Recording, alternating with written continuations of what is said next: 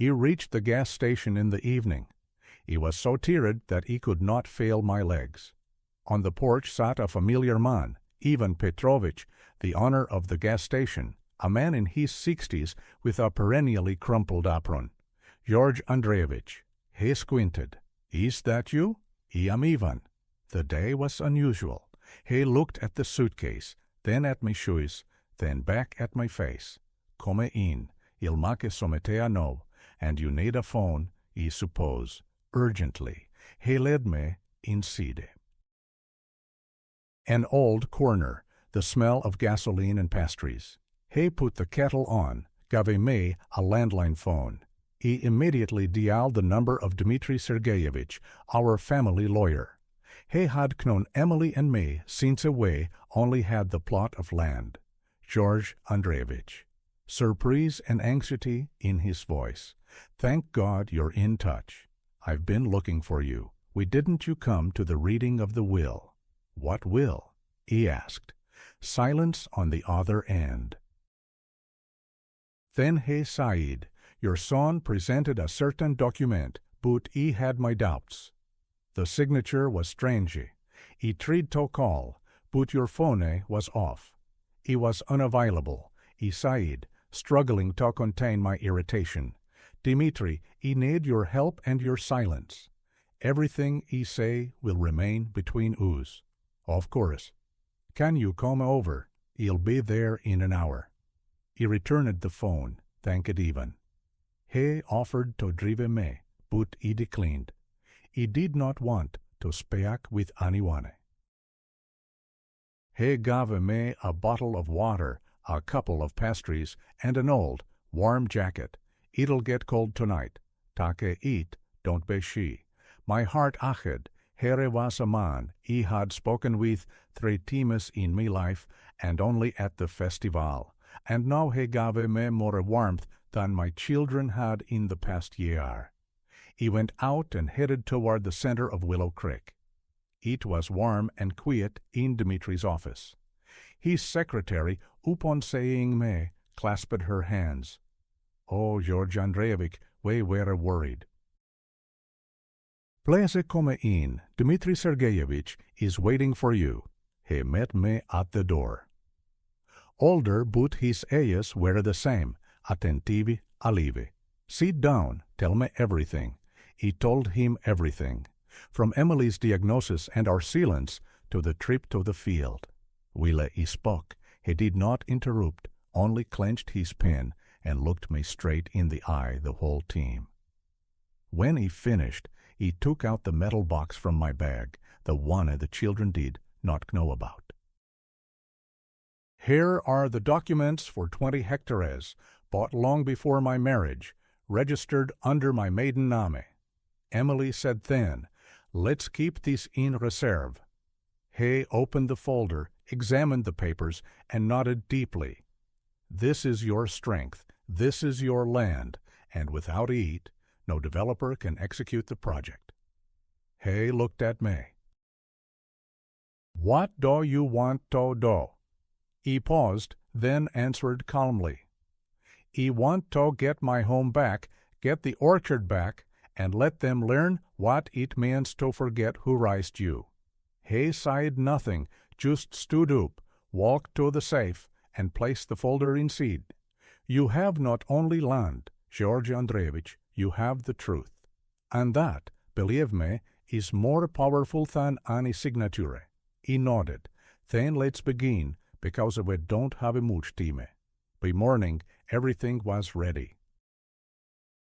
Dmitri Sergeyevich filed a petition in court to suspend the deal for the sale of the land, an emergency measure pending verification of the will's authenticity.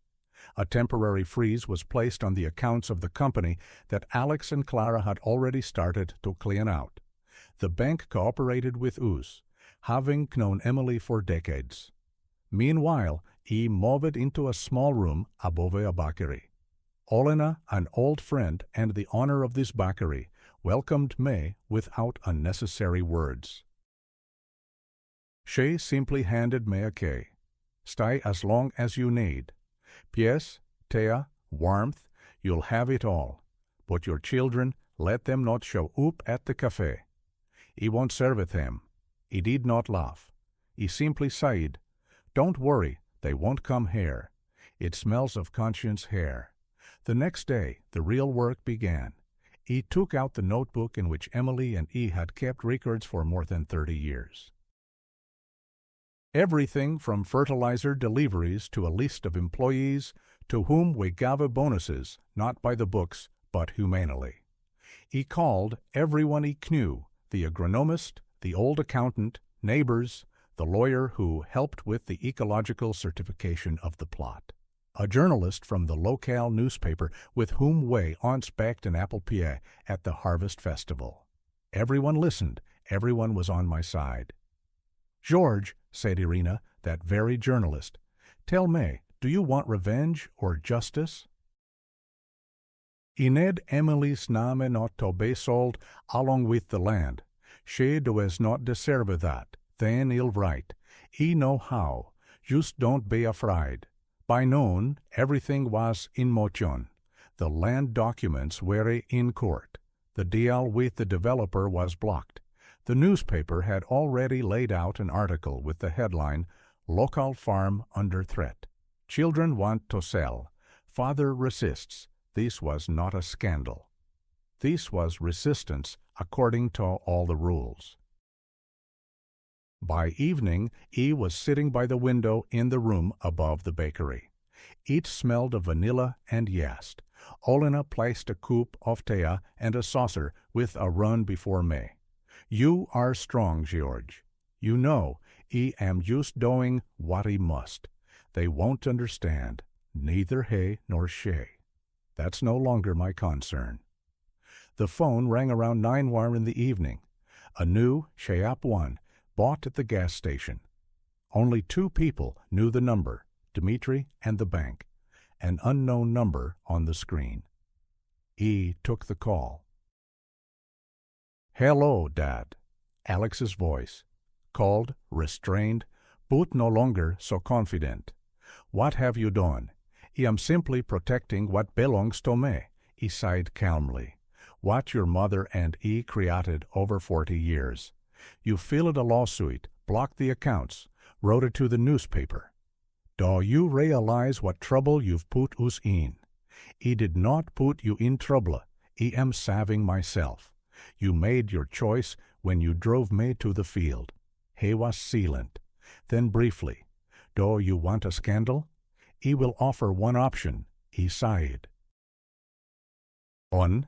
You and Clara officially relinquish all rights to the house and business. In return, he will not fill a report with the prosecutor's office.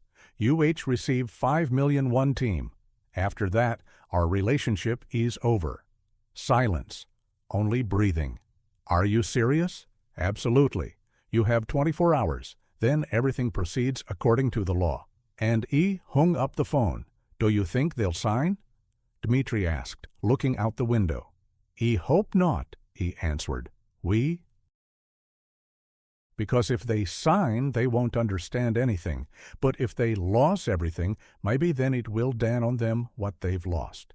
He did not say this with malice. He had no malice left, only calmness and purpose. A day passed. He knew if they didn't call, it meant they had chosen war. And if they did call, it would be too late. They called at exactly 2 p.m. sharp. An unknown number on the screen, but he knew who it was. Speaking, he answered calmly. Dad, Alex's voice was no longer businesslike, but wary, broken. We will not sing under such conditions. We are not agreeing to lose everything. Then you lose everything through the court, he replied, and with a criminal charge. Choose. He was silent. He imagined him sitting somewhere in a car or a hotel room with a sweaty phone in his hand and a dead expression on his face. Dad, be reasonable. We are your children.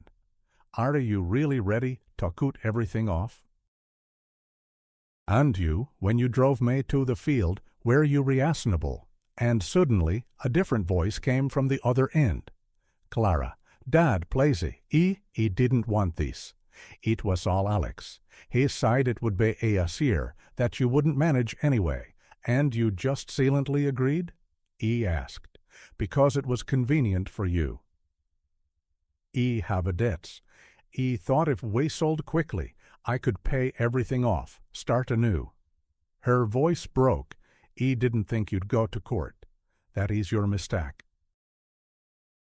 That you always thought I wouldn't go all the way. But you won't file a report with the police, will you? Clara was almost crying now. You both participated in forging the will, drove me to an empty field, hoping he would disappear. That is a crime. And if you don't sign the documents, I will personally submit them and be at peace. Another pause on the other end. What do you want? Alex's voice was almost stifled. A signed relinquishment of the business, house, land, and a confirmation that the will is a forgery.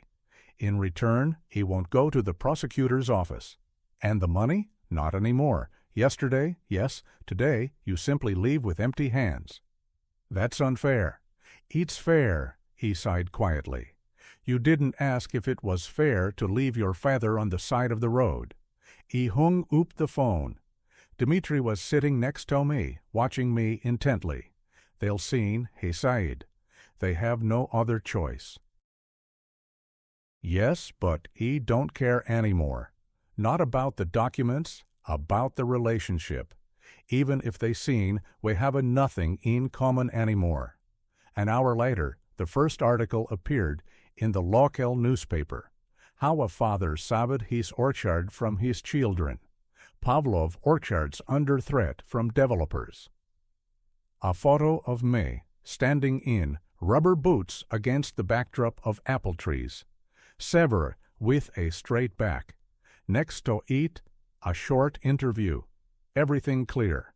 The land belongs to the father. The deal is stopped. The lawyer confirmed the forged will. The next morning, talk began in Willow Creek. Neighbors called, "Come over with PS." Someone just hugged me. No one judged, because everyone understood. They aren't from the city. They won't understand that land is not just a plot, sighed Olena when we were drinking tea in the evening. It's memory, it's roots, it's Emily, it's you. They once were my roots, he sighed. Were, George, but they rotted. 2 days later, Dmitri called. They agree.